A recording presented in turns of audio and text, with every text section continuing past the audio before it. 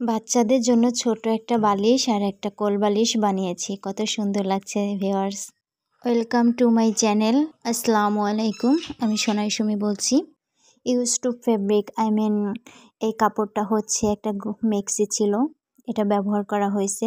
এখন এটাকে দিয়ে আমি একটা বালিশের খোল বানাবো, একটা বালিশের আর একটা কোল বালিশের। প্রথমত কাপড়টাকে আমি কেটে নিচ্ছি, তারপর মাপ নিয়ে নিচ্ছি।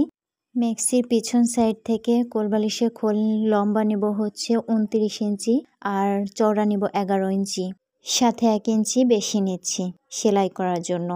আর দুই পাশে দুই গোল যে কাপড়টুকু থাকে সেটা কেটে নিচ্ছি 3 ইঞ্চি পরিমাণ।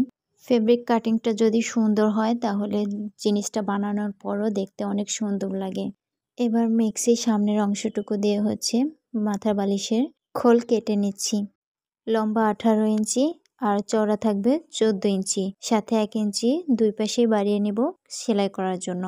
মেক্সির সামনে অংশে চেন থাকে বুকে, যার কারণে দেখা যাচ্ছে আমার সামনের কাপড় কম পড়েছে, তাই আমি এখানে এখন জোড়া লাগিয়ে নিচ্ছি।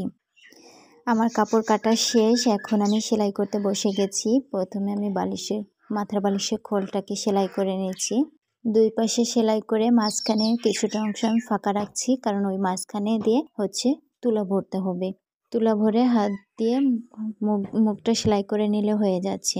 মেক্সির চাইতে মনে হচ্ছে খোলে শোভা পাইছে কাপড়টা। ফেব্রিক কাটিংটা সুন্দর হলে ফেব্রিক সিটিংটাও সুন্দর চলে আসে। কোনো কিছু অপচয় না করে আমরা এভাবে পুরাতনকে নতুন রূপ দিতে পারি। এভাবেই আমরা একটা জিনিসকে বিভিন্ন কাজে ব্যবহার করতে পারি। প্রথমে কাপড়টাকে আমরা মেক্সি হিসেবে পরেছি, তারপর সেটাকে এখন বাচ্চাদের জন্য বালিশের কভারের খোল বানাচ্ছি। আইডিয়াটা কেমন, দারুণ না বলুন? এই হচ্ছে আমার বালিশের খোল। ওয়াও!